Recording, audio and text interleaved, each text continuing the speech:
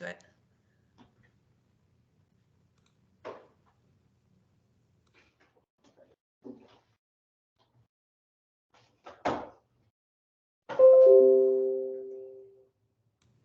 Okay, you're good to go. Awesome. Excellent. Okay, thank you, everybody, and sorry about this weird setup, and sorry about all the technical issues, but this is the best way we can make sure that the meeting is recorded. We left off on the budget accountability policy, and we were about to dive into some questions for Tolu. I actually have the answer to that.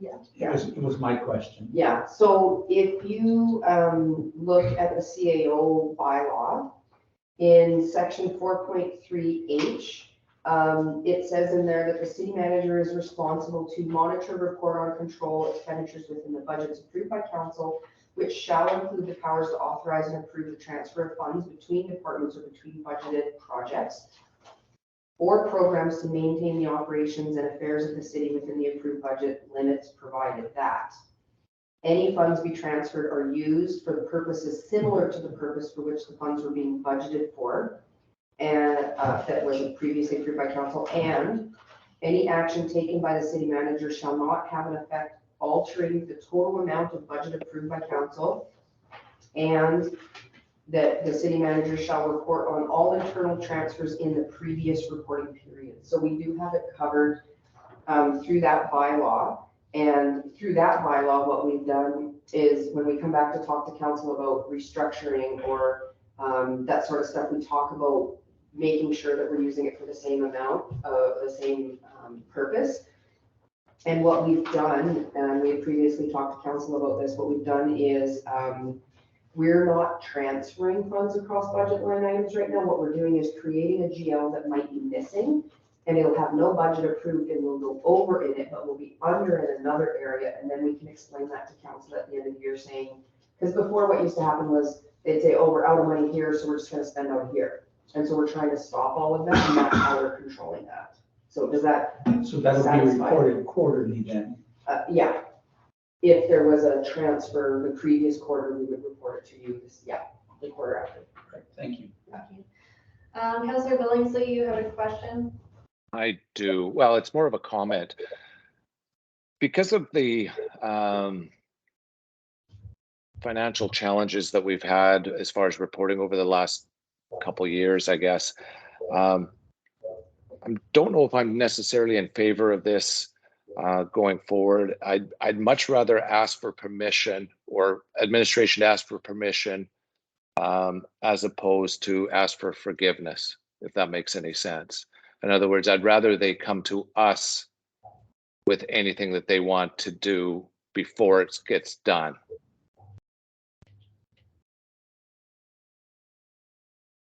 I think then you'd have to change the city manager bylaw, because it's already covered in there. We're just reiterating what's in there into this other one to make sure that there's a link to the bylaw. I guess what we could do is just put a simple statement in saying that budget accountability or sorry, whatever that item is, complies with the CAO bylaw. So in your in the CEO's bylaw, then does it speak then to your managers being able to move money as well, or just yourself?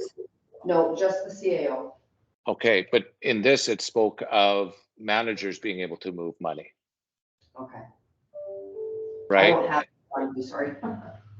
Right. So, and that's where I'm saying, and I, well, maybe I don't apologize. It's just that I'm very frustrated financial of the reporting that we've had for the last few years.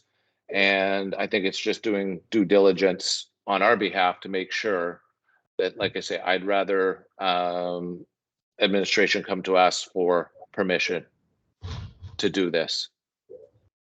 I think that, in my opinion, that would be a prudent thing for us. My opinion. Councillor Nielsen? Oh, man, where to begin? I guess I am trying to bring together priority-based budgeting and decisions related to building the budget, and then allowing, through whatever bylaw or policy, the provision to, I was gonna say arbitrary, and I don't mean that, within whatever conditions are attached here, to start moving the money around. And I worry that the whole focus on priority-based budget and the expectation that administration has on its various departments to put together a good budget, a strong budget, a well-planned budget, could really be thrown out the window, because at the end of the day, we can just move the money around after the fact. When I say move the money around, I'm not talking about mishandling funds in any way, shape, or form. In the previous budget, there was an opportunity in that statement. Any changes to budgeted priorities require the approval of council. That was under number 4. Management has the authority to reallocate budget from one project to another. But any changes had to require council approval, and now that's gone. And I understand that we as council are getting our administration to manage the money, but ultimately, I think our taxpayers are counting on us as council. They're holding us accountable, and we in turn hold you accountable. And yet, once the budget is approved, we have very little influence on the entire budget. I have a particular concern, and so I would make an amendment to whatever policy goes forward.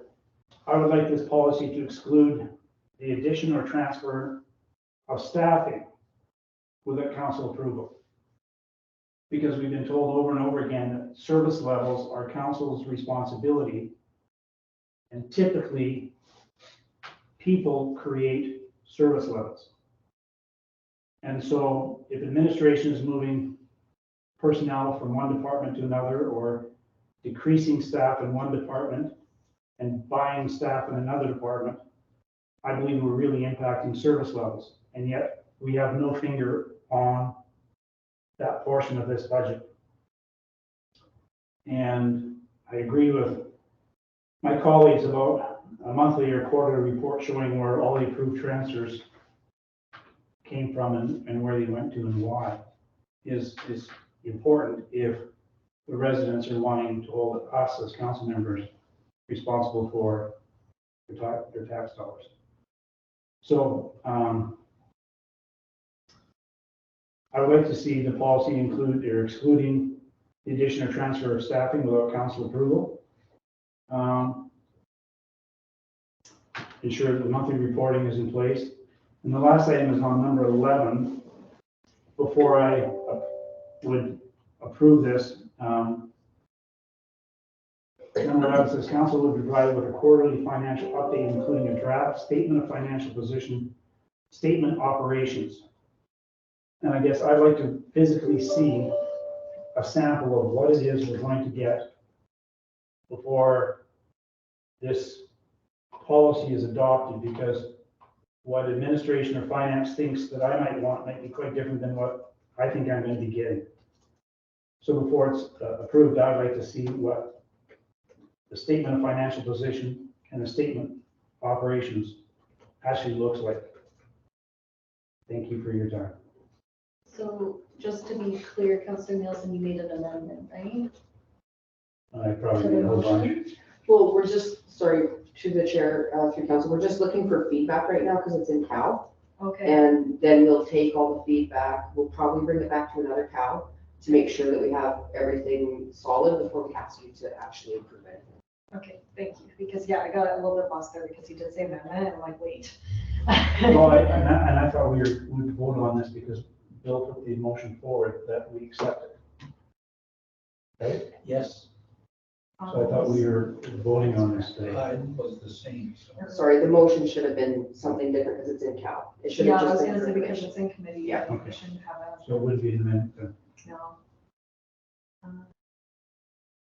So to summarize real quick, no, I have another question too, that Excluding addition and transferring of staff, a quarterly report showing where the money is transferred from and to where and why.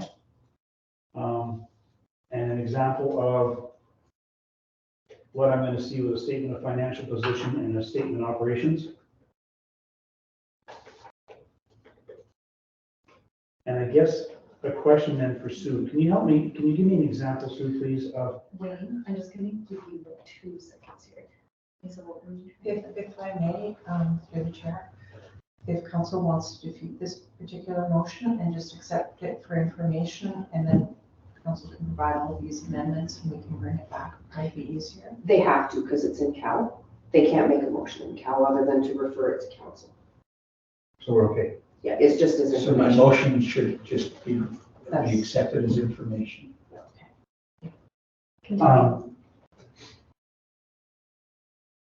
And I guess the question is, so can you help me understand just a little bit more, or provide me more clarity on reallocate budget dollars from one operating cost center to another, and reallocate budget dollars interdepartmentally? Yeah, so I could take staffing dollars from Kevin and give them to Bert. So it's a like transfer. So once council's approval comes in approving the budget, right? We've told you what we're gonna use the money for, and that's what council approves. If anything happens in between, we refer to the bylaw, which this just supports the bylaw and saying, what are we allowed to do? And what do we have to go back to council for? And regardless of what any of the policies say, I know they talk about projects, we do not do this with capital at all. Capital always comes back to council for any approvals, whether we're changing scope or the project cost. But operating wise, all of that is covered in the other bylaws. So I would never take staffing from Kevin and give it to Vern to build signs, because it's not the same. Does that make sense? Yeah, but you could take staffing from Kevin and give staffing to Vern. Yes, I could. And that's the problem that I have, because to me, that's a change of service level, either in Kevin's department and potentially in Vern's department. And I've been told as a counselor, I as a member of council set service levels. You do, but then I determine how we're gonna get those done. So you tell us what you want done in this department based on the service levels that we've provided to you. And then if I find in another department, we can actually do something more efficient and I can use that staffing to make us compliant over here, then it's within my purview to move the staff around to make sure that I meet council's objectives. And I think that's where, like, it's a fine line that we walk between you approving everything and then you giving me the power and authority to make sure that I can get that done. And I'm never allowed to go over budget. No, I understand that. I think it's more of a philosophical discussion too, where we've started to bring presentations to you ahead of any reorg or any major things that are happening so that council can understand it better. And maybe, that's where we need to continue to stay focused in making sure that council is well informed before we do something like that.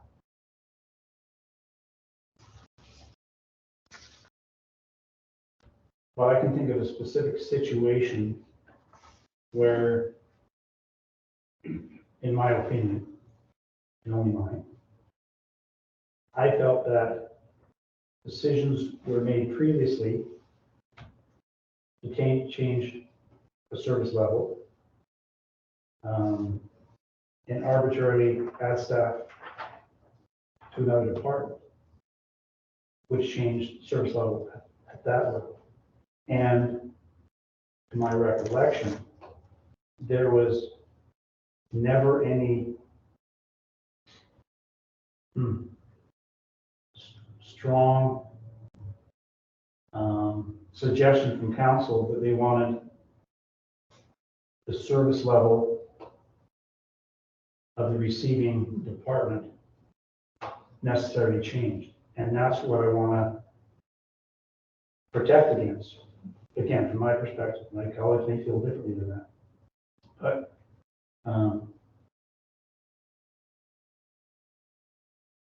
I guess the difficulty I have, Sue, is that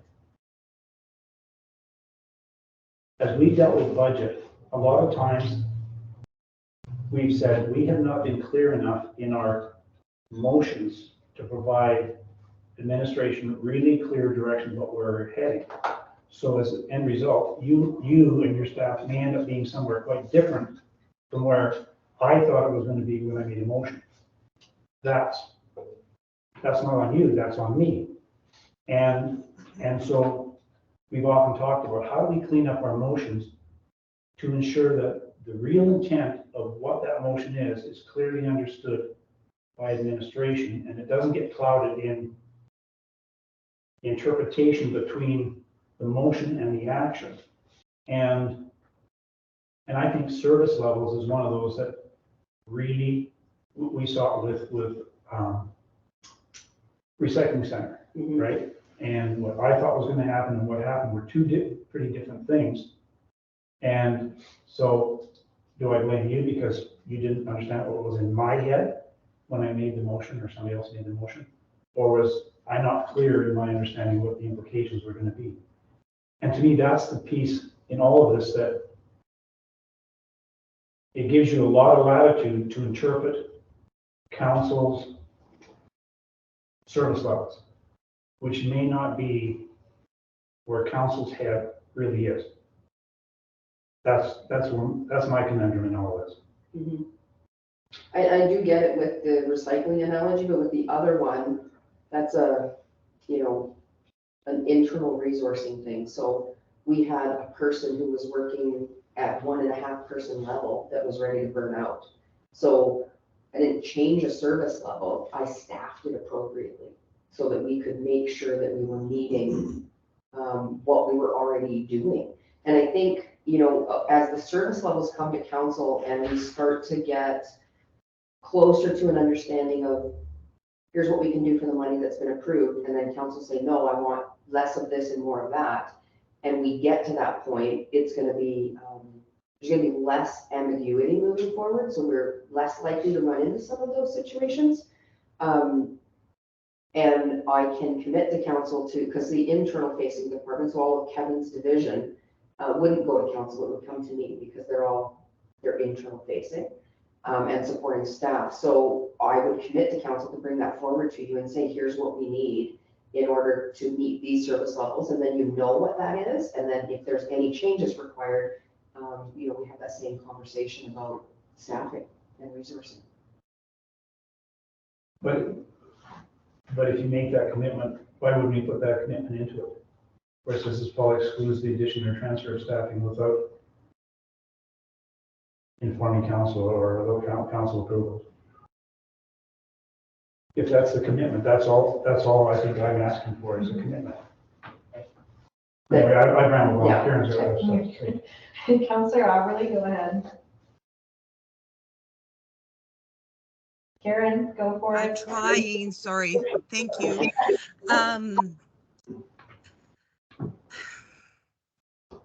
I feel differently about this debate around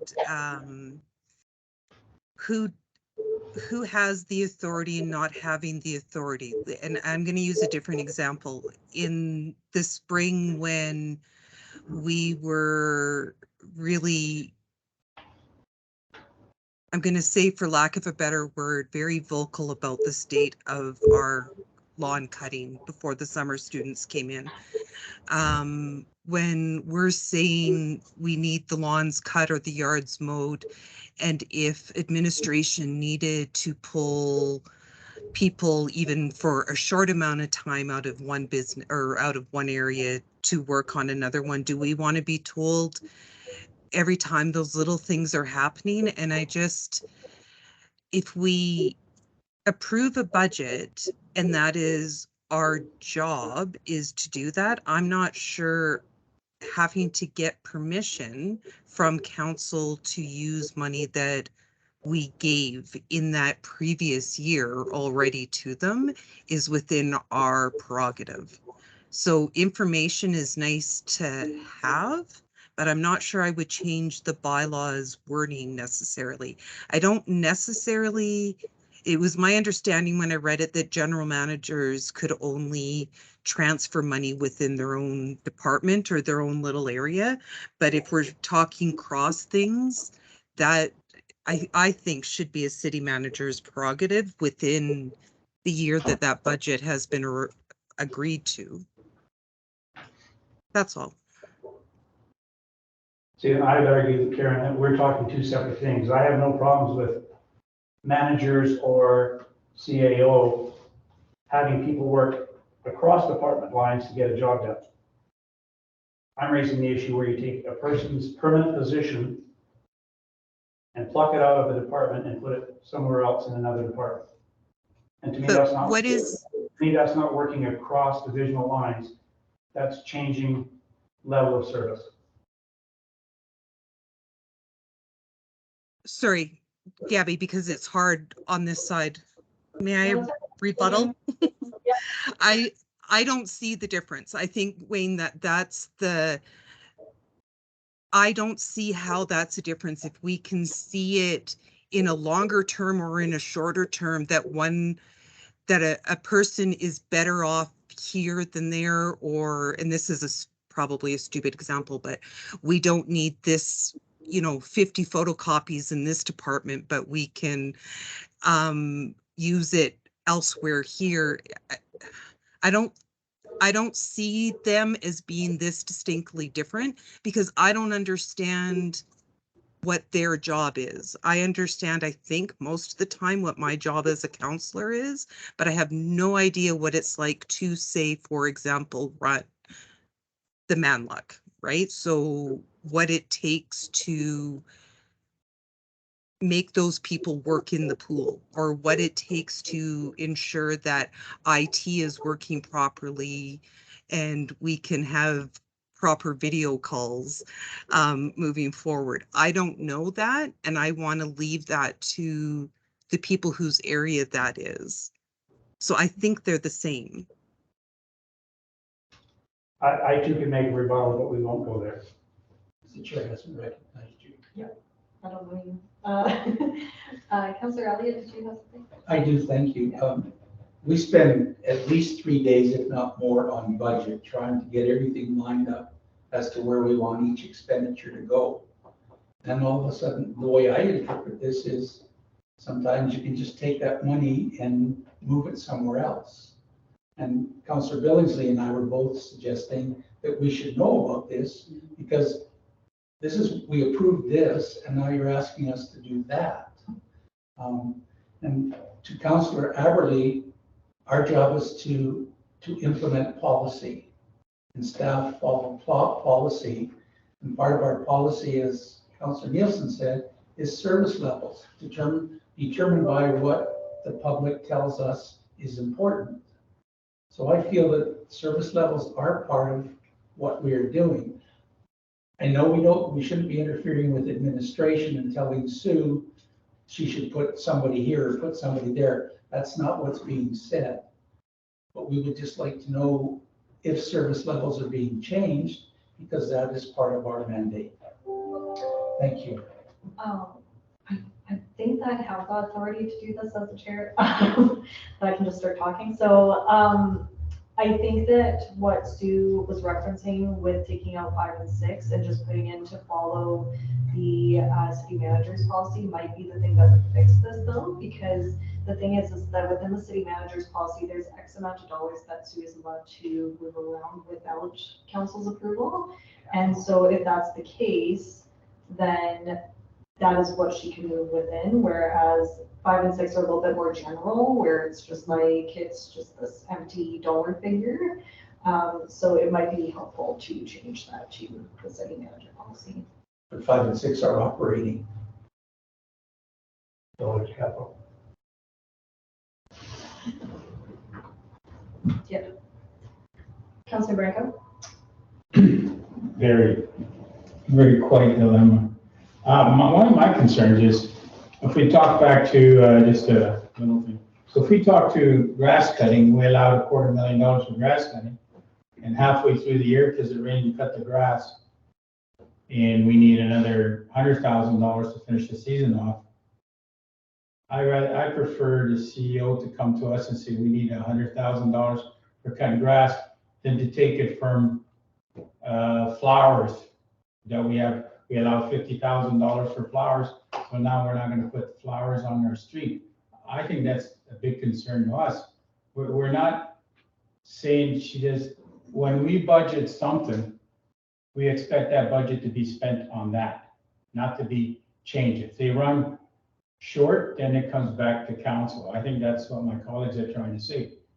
If we're short on fertilizer or RCMP, our bylaw officers, he needs another $60,000 to enforce our problems. I don't want it to be taken from any other department.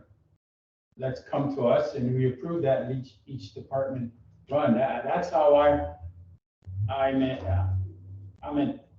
interpreting this. And if we vote no or yes, it goes back to what 2006, the same thing. So I'm still confused why this is brought up here now. Councilor Branco, we're not actually approving the policy today. What we're doing is we're just reviewing what's been, so even if we just approve what we have as presented, it's literally not doing anything. They're just taking it back. They're just taking our feedback today so that then we can vote on it later. Okay, I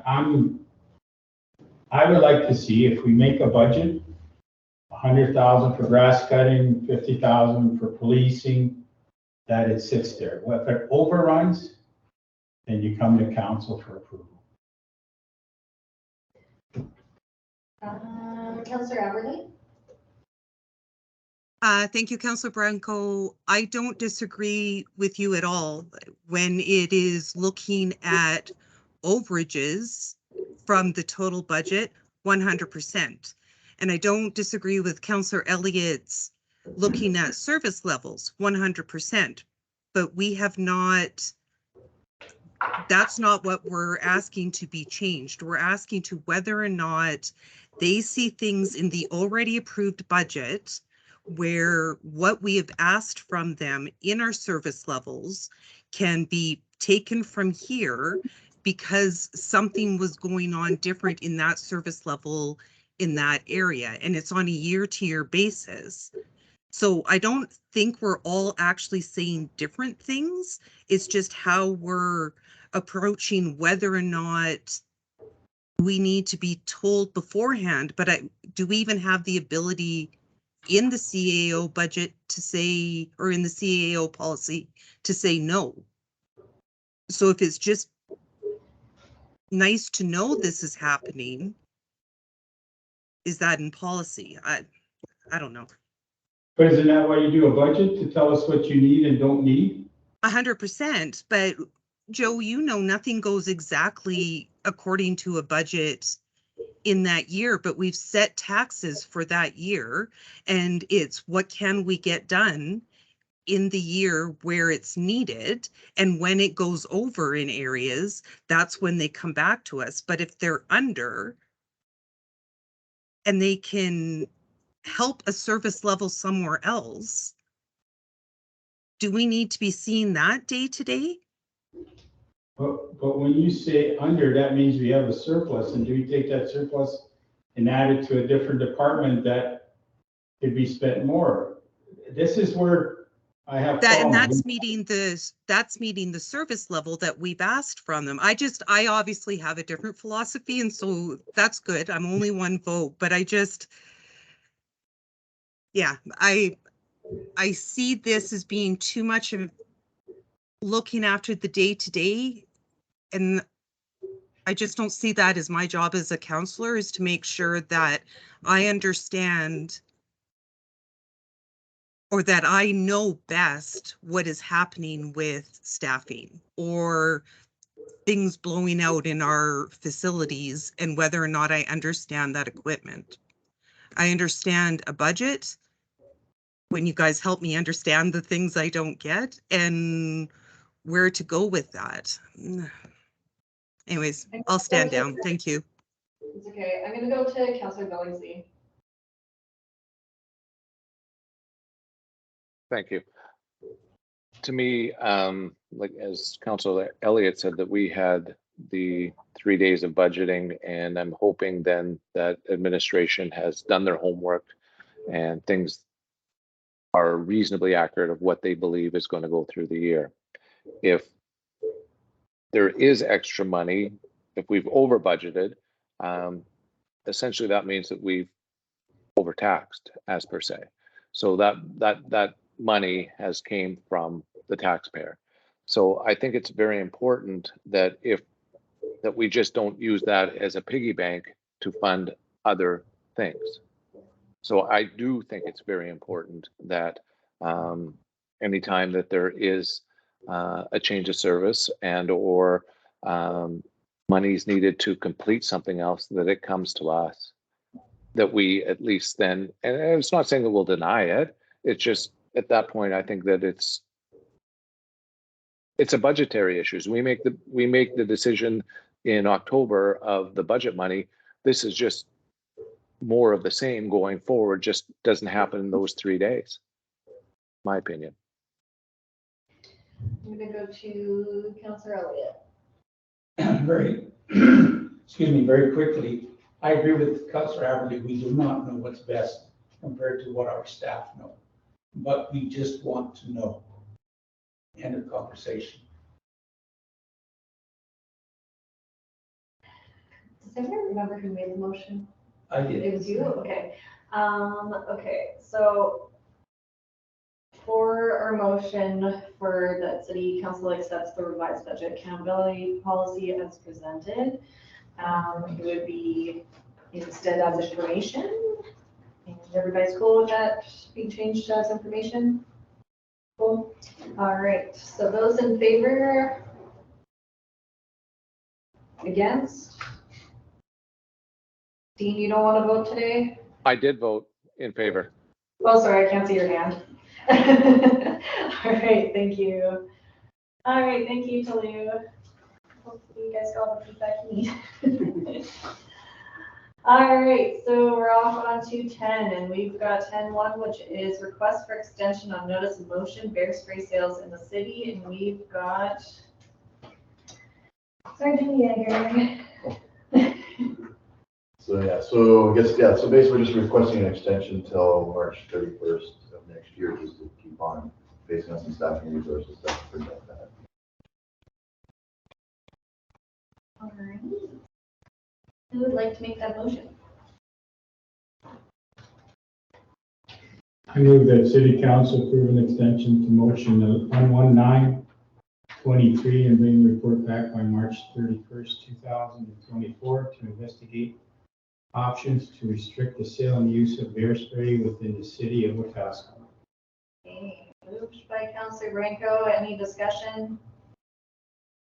I do. Okay, go I ahead. wasn't here, so. Was brought a motion to 24th. So we're gonna take a year to find out why we can't use bear spray? I know we have to figure out, because basically not only is this a motion of what implications the bylaw may, it's also staffing resources required to enforce that. So yeah, till March. Somewhere, okay, but you said staffing, or you said staffing. So if we, right now, the staff is the same, we have one more staff person now, right? Right now, yeah, we're down almost 50% currently staffing. Okay, sorry, I must be asleep at the helm. I didn't know. I thought we still had the same bylaw officers. And we've had a couple, and just got one back. So we've had two Okay. leave. Okay. I'll Councilor Billingsley. You're on mute, buddy. Thank you. Can you hear me now? Yeah. So through the chair to Trent, so the delay is not gathering information of the legality of it, but more so the enforcement if it gets in place. All of the above, so legal ramifications, staffing requests, like requirements. If we're to propose a bylaw, all of that will be in that report. So this was originally brought forward when, I don't have that in front of me, 6 months ago or thereabouts. How far along are we with this? Like, what has been done so far? So far I've just done the preliminary information, again, reaching out to other communities. We have nobody in the province. So a lot of this has been inter-province stuff from both east and west coast. And then also trying to find out with that, of the bylaws they have, how much staffing resources is dedicated to enforcing that. So I mean, same thing. It's okay to bring a bylaw to you, but if we can't enforce it, then same thing, why are we bringing it before you as a recommendation if we don't know what the implications on resources and how we're going to enforce that? And Okay, that's thank you. Yeah. Councillor Thanks, Trent. Wilson. And that speaks to my point, not to belittle and go back to the previous one. So what Trent just shared with us is, why bring it to you if we don't have the resources? Well, who provides the money for the resources? Council does. So the request for information shouldn't be determined by administration about, well, I don't think council has the money to implement this policy, so why would I bring it forward? And I think that's the cart before the horse. Dean might be quite prepared to put a motion on the floor to spend $500,000 bringing in 4 more enforcement personnel if he feels strongly about it. But if the decision is made before the work is even done, to bring it to council, then again, it's a disconnect for me. I'm gonna go to Sue. Through the chair, Councilor Nielsen, I think you could have maybe presented this a little bit clearer at the beginning. The whole reason it's been delayed is because we're short-staffed right now. And we are bringing it forward to you regardless if Trent comes back and says we need 10 officers to enforce this. That's still your decision. So the whole reason it's being delayed and that we're asking for more time is because Trent's been short-staffed and he hasn't had the time to dedicate to thoroughly investigate it and bring it back to you in an entire package. Thank you, I buy that one. Councillor Branco. So the question would not be rude or, well, I am ignorant because I didn't know we didn't have, was council notified of the shortage of, Yeah. before my time or after my time? Around that Around time. that time. Around that time. Yeah. Well, we've had discussions Yeah. since then Yeah. that you haven't Okay. attended. Sorry. It's okay. No, That's okay. no questions stupid, or sorry, no questions dumb enough to ask, so. So why don't we just inform Councilor Bronco then? How many enforcement officers do we have? How many are going to be hired or have just been hired? And how many more do we need to hire? All right, so yeah, we've been down one of August last year, we've been down a CPO. Then as of October, we lost another CPO. And then as of last week, I just hired a bylaw enforcement officer.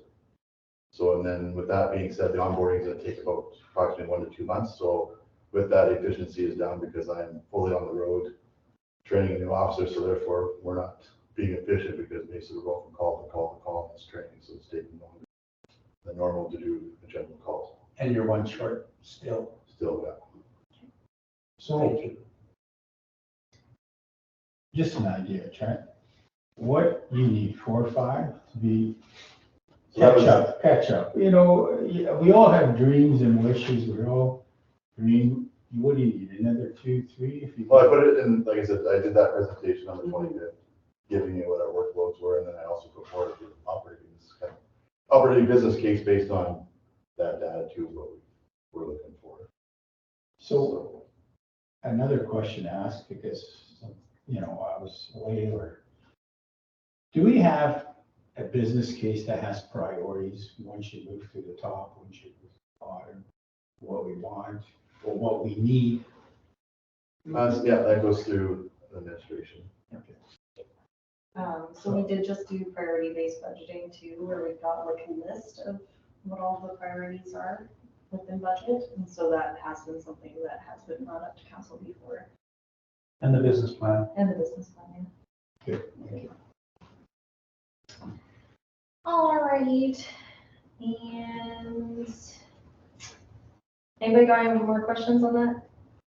Looks like Dean fell off. Okay, so to the motion, everybody in favor? Carried. All right. We're on to 10-2. We got Wetaskiwin Welcoming Week 2024. Just trying to figure out where. Okay, there we go. Vern. Yeah, so following up on the request from council to explore Wetaskiwin Welcome Week, Raylene took this on and not only investigated, what packaging is in place. This is a nationally recognized activity. But she also reached out to other communities that have successfully implemented this and not only learned how they went about doing it and organizing it in their communities, but also asked about sort of best practices and lessons learned. So some communities have done this primarily through their recreation office in coordination with a number of community agencies. So, not surprisingly, a similar stakeholder list as we might see with our parade of programs here. And so looking at, what they've done, the recommendation is here to explore putting together a committee that would have representatives from those agencies and those sectors. And then pairing it with the week where we already are promoting the parade of programs, because it's a time of year in the community where we're hoping to get people engaged and plugged into everything that the community has to offer. Looking at that best practice, Raylene has assembled here a draft budget of about $25,000. And that breakdown is in your package, I believe. So we're submitting that information for consideration, and I'm open to take any questions you may have.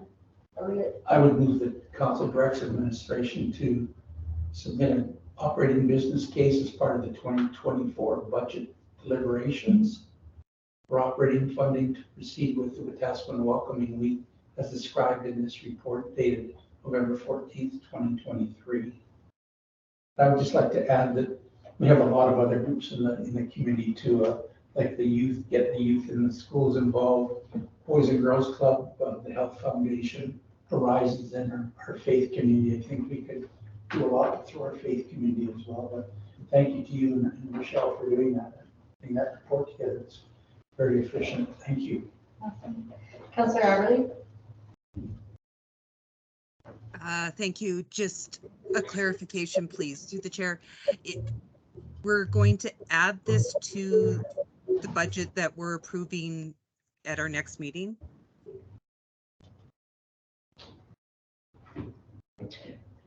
Through the chair to Councillor Aberly, yeah, I think the motion is that we would submit an operating business case, so we would have that back to you for the 27th. Okay, so right now we're just saying, yes, go ahead and submit it. Correct. So I understood. Thank you very much. Councillor Branco. Thank you. Do we have other, I know Tim Robinson used to do that. Is he still doing that? Did he used to do the welcome wagon or something?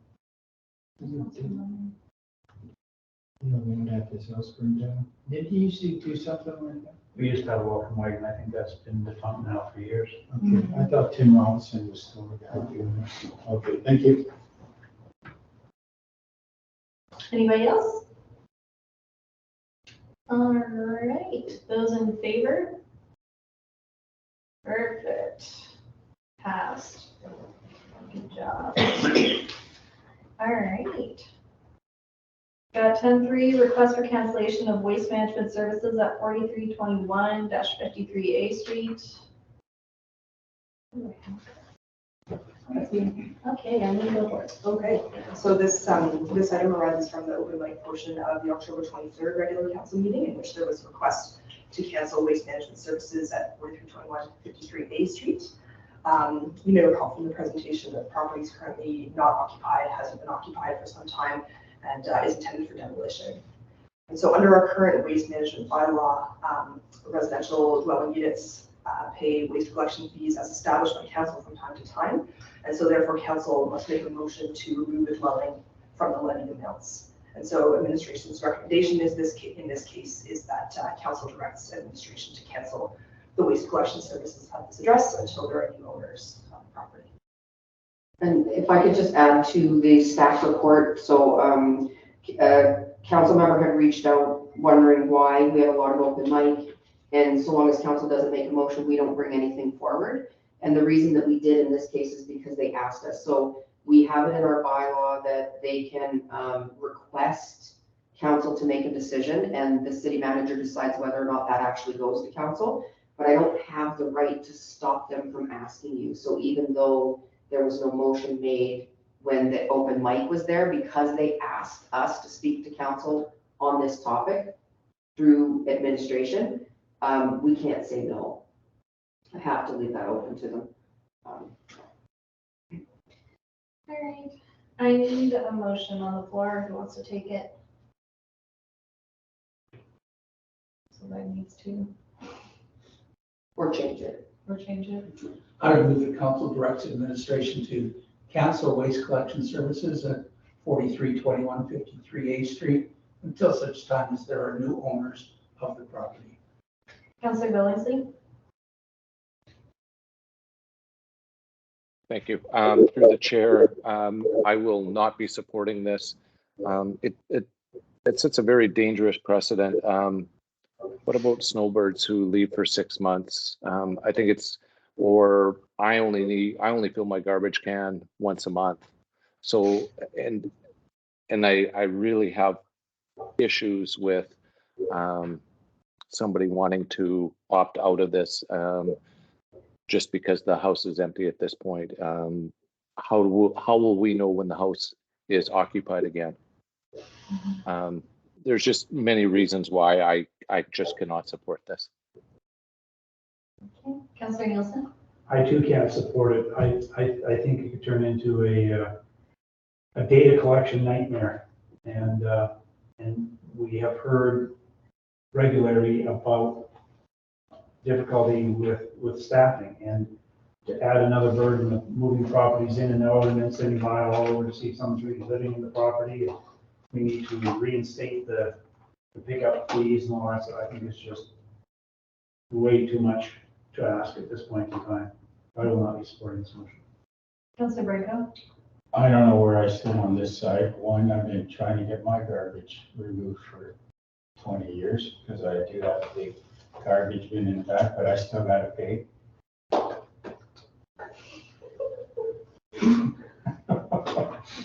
So I will be voting against this because I have other disposable at my how would you say it?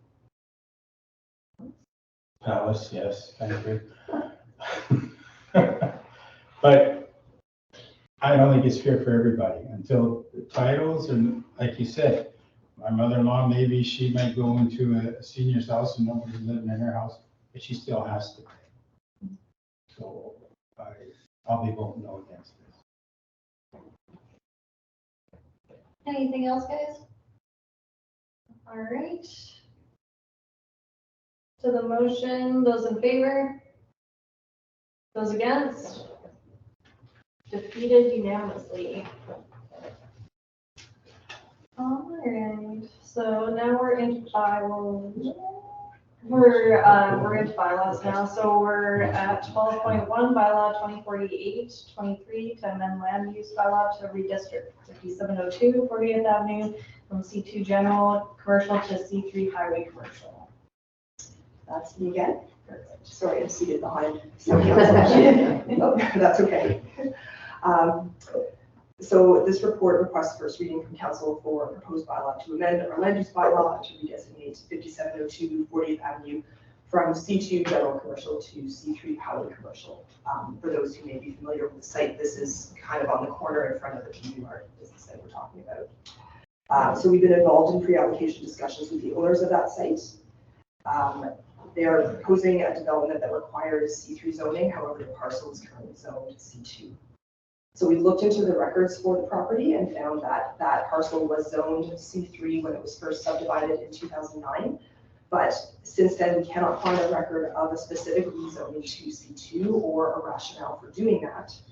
And additionally, administration feels that the property better fits the purpose of the C3 district, which encourages business establishments along the primary high traffic corridor and should provide services to the motoring public and visitors and local and regional clients. And so our recommendation is to redistrict that property from C2 to C3 to correct what appears to be an error and also to allow for development appropriate to the context of a major highway gateway to our city. Thank you, Emily. We need a motion on the floor before we can ask some questions. I move that city council do the first reading to bylaw 2048-23 to amend land use bylaw to restrict 5702 40th Avenue from C2 general commercial to C3 highway commercial. Excellent. Thank you. Anybody got questions? Councilor Elliott? Thank you. There's no problem with entrance and exits in that situation of vehicles going in and out. We'll review it more in full and receive the full application, but the pre-application work that we've done has included vehicle movement studies. So we'll be able to be confident that the turning radii will work in that site. Thank you very much. Councilor Branco? Just a simple question. I don't know if we do that, or, I'm sorry, something just clued in, it'll be part of the development permit is his sidewalk or pathway to tie to the big pathway there, so. Yeah, that would be part of the development program. Okay, that's it, okay, so I'm putting the horse ahead of the cart ahead of the horse. That's a good question though. You can start your bid now. All right, anything else? All right, those in favor? Perfect, carried unanimously. No. No, oh, opposed? Sorry, I can't see in this room. I move that council directs administration to schedule and advertise a public hearing for proposed bylaw 2048-23 on November 27, 2023 at 9 a.m.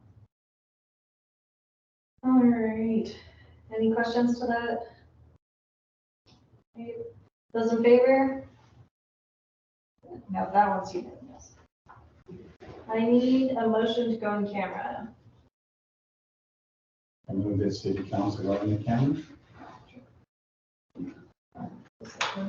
Into closed session, Closed yes. session. Smarten up both of you. Look at me. All right, those in favor? Okay, perfect. I will see you guys in the other room. Yeah.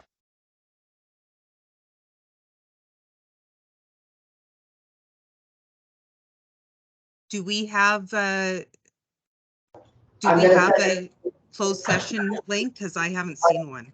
I'm sending you the link right now. Perfect. Thank you.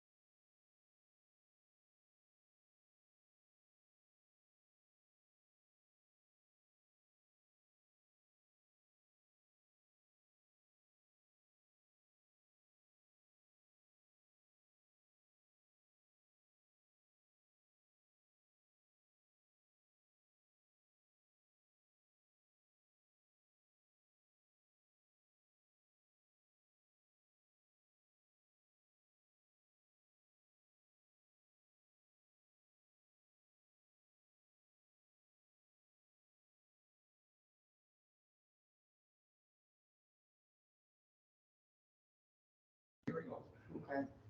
All right, welcome back. I need a motion to come out of closed session. So moved, Madam Chairman. Awesome, moved by Councillor Nielsen, those in favor?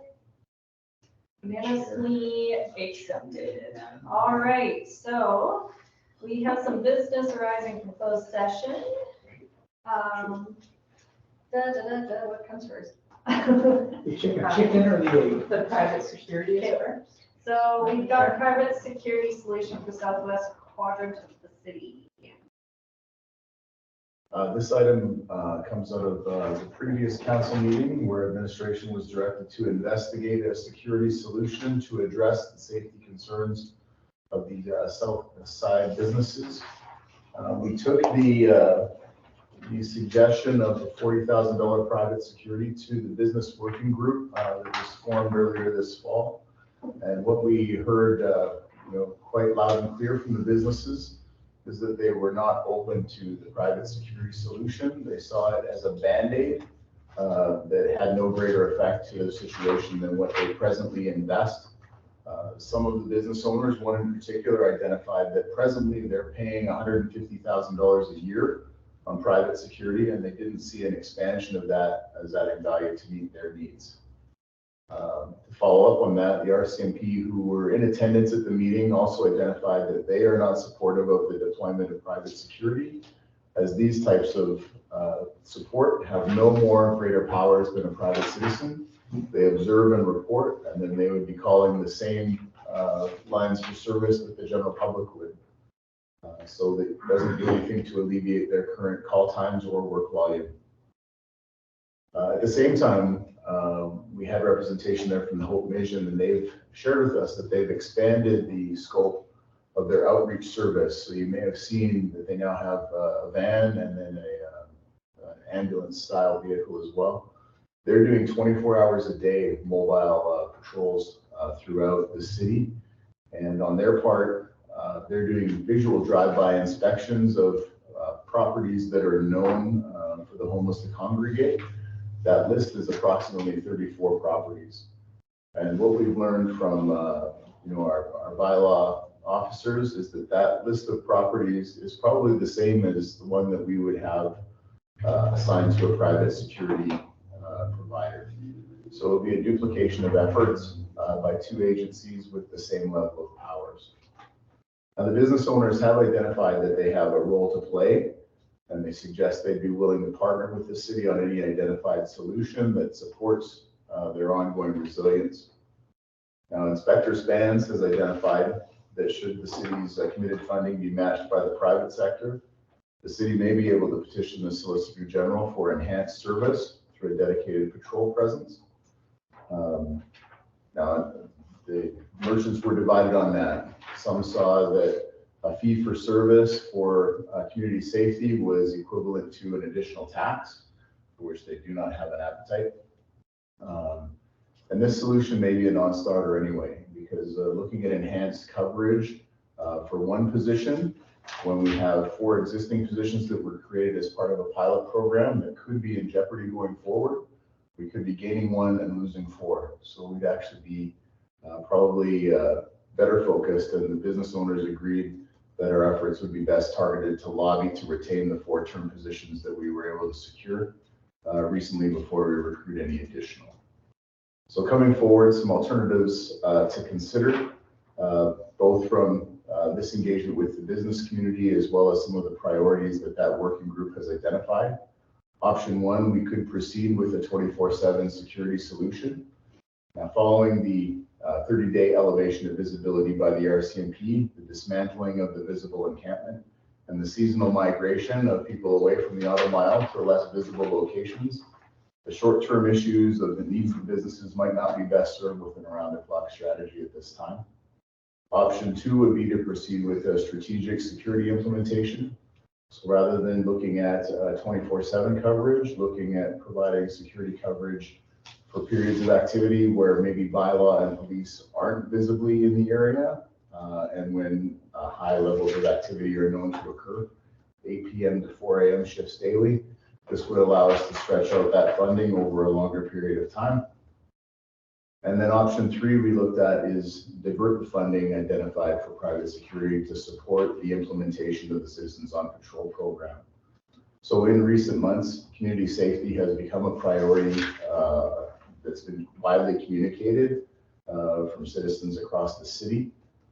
Recently, the community member is looking to initiate this program, approached council looking for some seed funding to get this thing rolling. And this could be an opportunity to put and empower citizens to take a more active role in community safety as well on their own. So this is the information that we have, and I'm open to any questions that you may have. All right, we need a motion on the floor.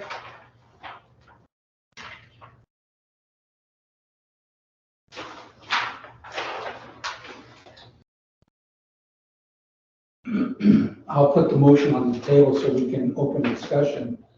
I would move that council directs administration to proceed with private security in the southwest quadrant of the city as per the plan presented as a hard copy attachment to the report titled Private Security Solution for Southwest Quadrant of the City, dated November 14th, 2023.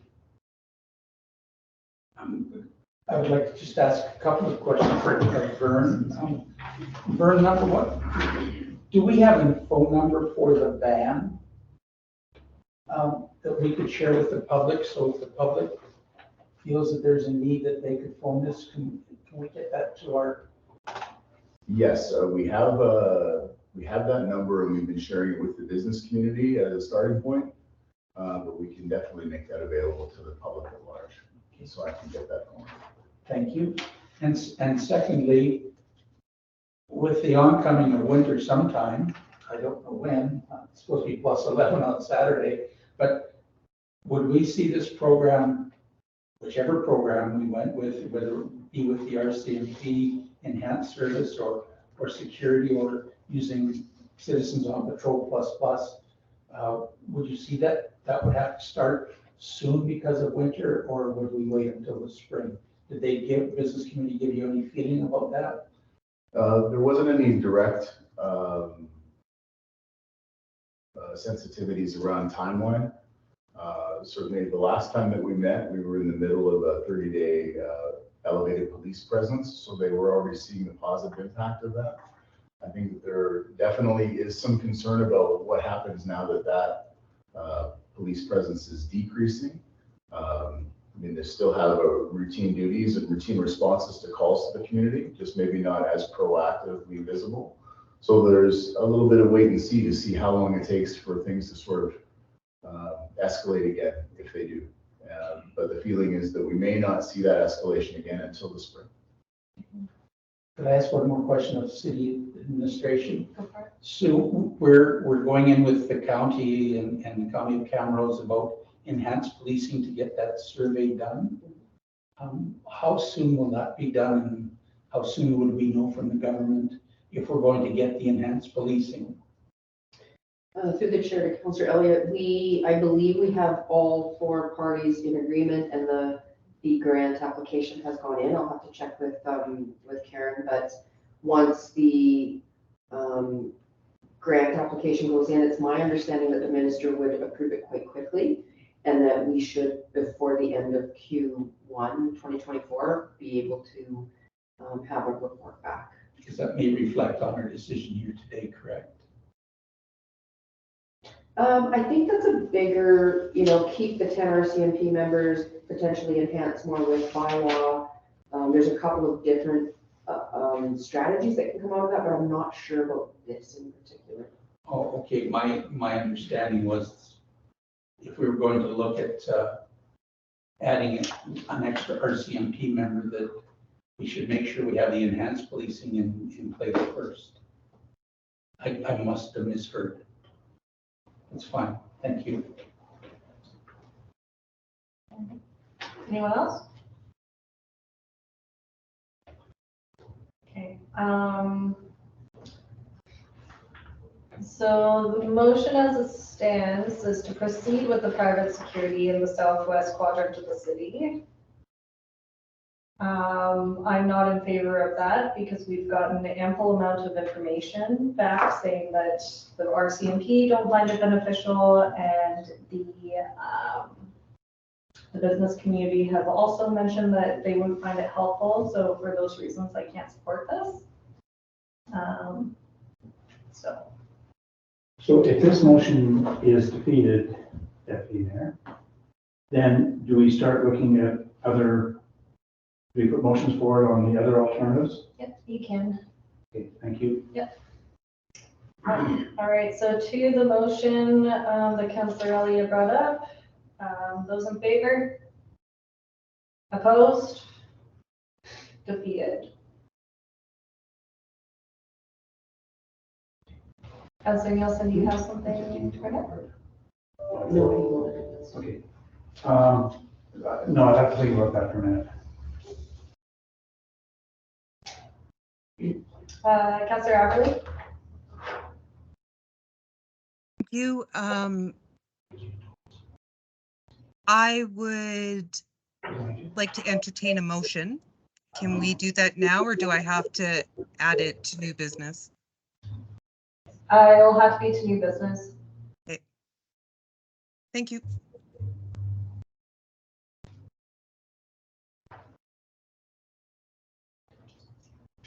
All 15-2. Okay, yeah, cool. What is 15? That's the legal item from closed session. Okay, so we got another motion coming out of camera that will be 15-2, and it is a motion that will be brought up for pertaining to a legal matter. Do we have that motion? Yeah, It was, if I may, through the chair, it was suggested that the motion read that City Council directs administration to resume legal action as discussed in closed session, item number 1. I would make that motion. So Councillor Nielsen, and any discussion? All right, those in favor? Excellent, moved unanimously.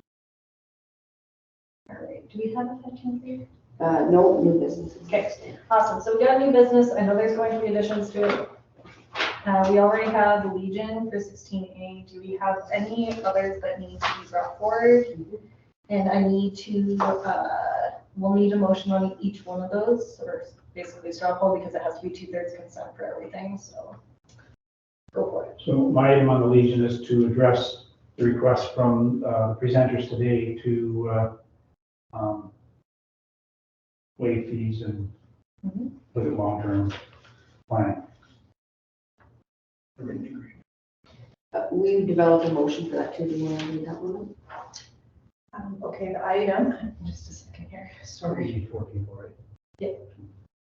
So we still, yeah, so like how should we do this? Well, that one was approved as addition to the agenda, so it's on new business, but all the other ones will need to do it. As we go. Yeah. Okay.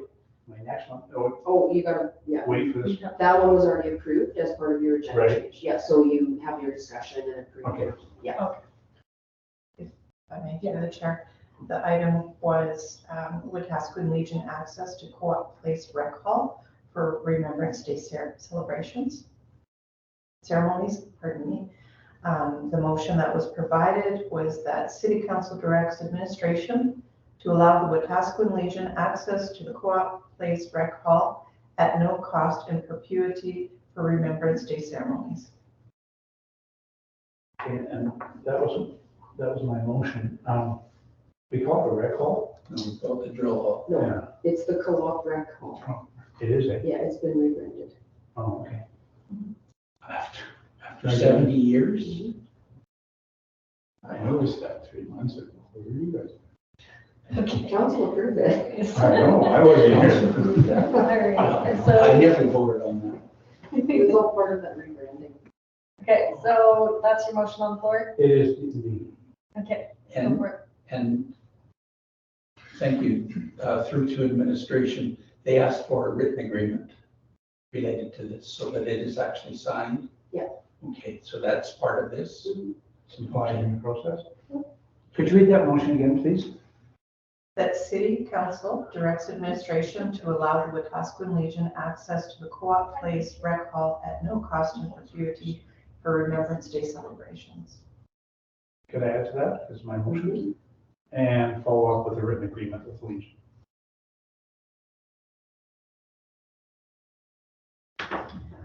Oh, Instead of allow, we can put written agreement.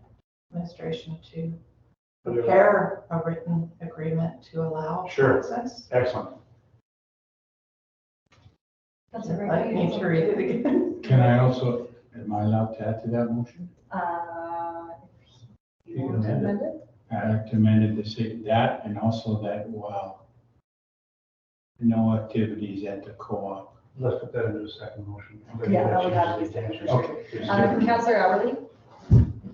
Thank you. Can we make sure that it says ceremony and not celebration? Yes. Yes, Oh, I sorry, changed Dean. I changed Because that. it was said celebration again. So for those of us that are listening to the motion, celebration was said. Would you like me to read it again? Please. That City Council directs administration to prepare a written agreement to allow the Wetaskiwin Legion access to the Co-op Place Rec Hall at no cost in perpetuity for Remembrance Day ceremonies. Thank you. All right, and Dean, that was your comment too? Okay, good, awesome. Anything else for that? No? All right, those in favor? Perfect, carried unanimously. In relation to that, do we need to make a motion to waive the $800 fee they received? For this year? Through the chair to Councillor Nielsen, no, we had told them that if council approved this, we would cancel the invoice. Thank you very much. All right. Okay, so yeah, now we can add things. Now, my next motion was having to do with the RCMP. The comment was in relation to lack of support for the RCMP for a nurse or mental health. Thanks. I'd like to move the council directs administration to investigate additional mental health workers. Point of order really quick. Sorry, we didn't add it to the agenda. Okay, so it's to investigate the potential addition of mental health workers to support the RCMP RPAC program. Okay, so we need 2/3 consent to add it to the agenda. Those in favor? Those opposed? All right. So- Still enough, so go ahead. We're good? Yeah. So the motion is I move that council directs administration to investigate additional mental health workers to support the RCMP RPAC programs by December 11th of 2023. And if I can speak to that? And in conversation with administration, all this does is gives administration the opportunity to talk to Alberta Health Services to see what implications that might be for us, what the costs might be, what kind of worker they would need in support of that, and that information coming back to council to see if there's anything we want to do with the information we received back from administration. All right, do we have any questions to the motion? Any discussion now? Do we need to have a date? I've got December 11th. Oh my gosh, okay, where's my head? Anyways, yep, good. All right, go ahead. Question, so this is just for information to find out the cost? If it's even possible. Okay, thank you. Clarify that. Alrighty, to the motion, those in favor? Perfect, moved unanimously. Okay, next one.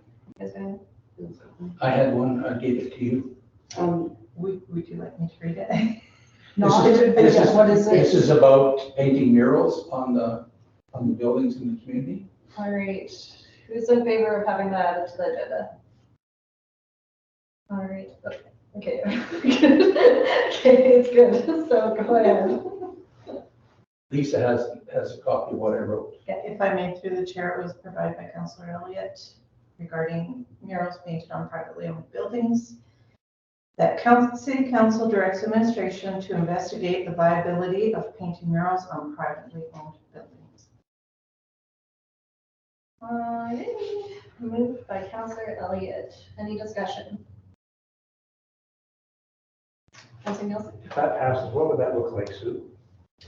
Through the chair to Councillor Nielsen, so we would look at a number of different programs that municipalities have in place already, and then report back to council on how that's done. If the city funds a lot of this, or if there's programs, if a building owner has to come to us, so we would already look to communities that have this in place and then bring that back to council. And just a note, in the absence of a deadline date, our standard response is 3 months. So we would have that back to you within 3 months. All right, perfect. Okay, and anyone in favor? Perfect, move unanimously. Get to D. Karen, I think you had one. Thank you. I would like to add seed funding for Citizens on Patrol. Perfect, so that's 16D approved. Those in favor of that being added to the agenda? Perfect, everybody, so go ahead. I would move council directs administration to, I'm trying to think of my exact words and I do apologize, but to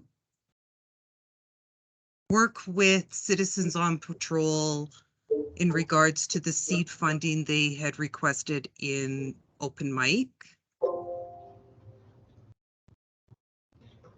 And Was a delegation. they weren't a delegation, were they? Or, okay, it was a delegation, you're right, they were.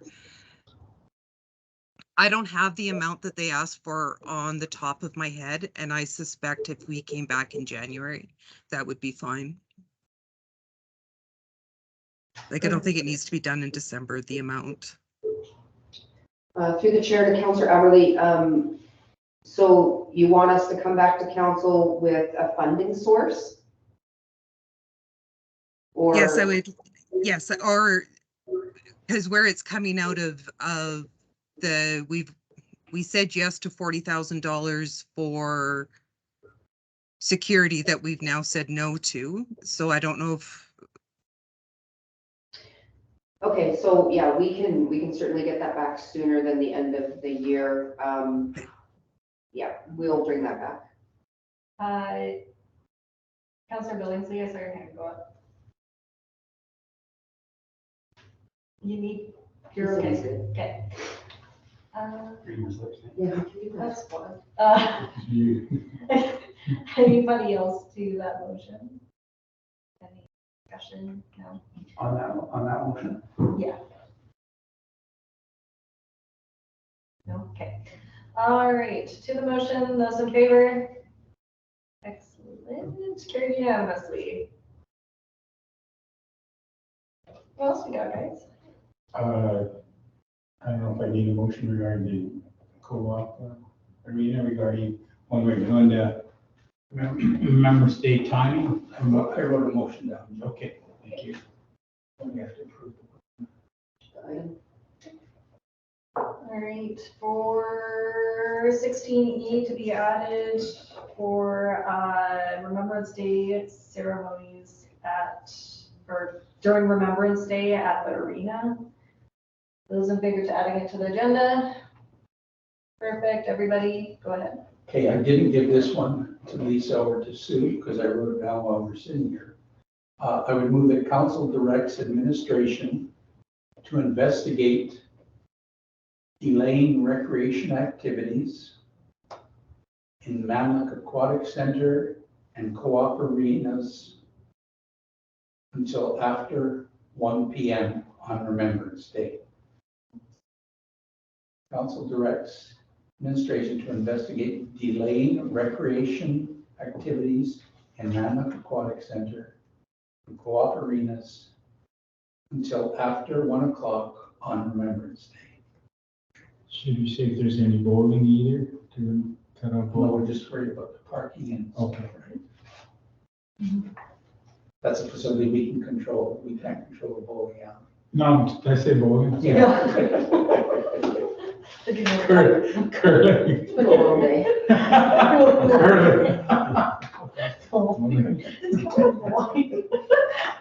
Did you get that, Lisa? Because that's parking too, right? Do you want us to investigate? Delaying operations. delaying recreation activities in Mammoth Aquatic Center, co-op arenas, till after 1 o'clock on Remembrance Day. I can give you the sheet if you want. I've got it. Thank you. Okay. All right, moved by Councillor Elliott. Do you got any discussion? Comments, questions, concerns? Excellent. Those in favor? Carried unanimously. Do you have anything else? Councillor Nielsen. Thank you. I know Councillor Aberly put forward the motion with regard to Citizens on Patrol, which is one of a couple of alternatives coming out of our conversations which the city had with business personnel in the southeast portion of the city. Option number 2 is proceed with strategic security implementation. I'm just wondering if we can have a little bit of a discussion on that, and there may be a motion coming forward from that. All right, that would be 16F if approved. Those in favor of having that on the agenda? Perfect, everybody, go ahead. So, Vern, you mentioned option number 2, because as Councillor Aberly has already stated that we have now not committed $40,000 to private security, as recommended by the committee you've been working with the panel, and some of that money being potentially redirected to Citizens on Patrol. But you have a second option, which is augmenting visibility and actions of RCMP and bylaw. Can you walk me through that again real quick? So initially, when we had the conversation, we were working with the assumption that the 40,000 for security was looking at 24/7 coverage until the money ran out.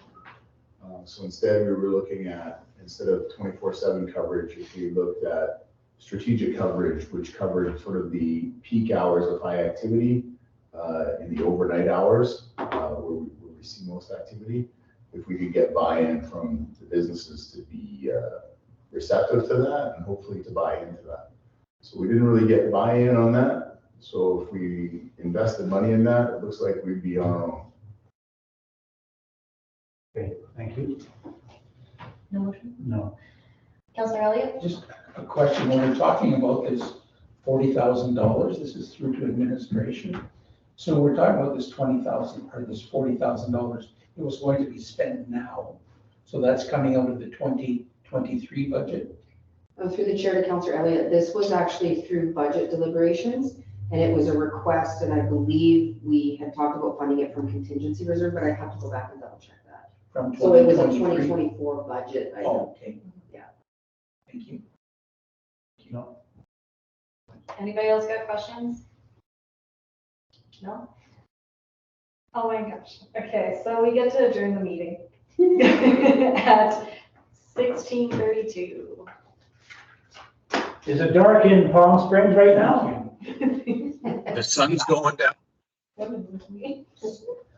You got enough for 4 holes, Dean? No golf today.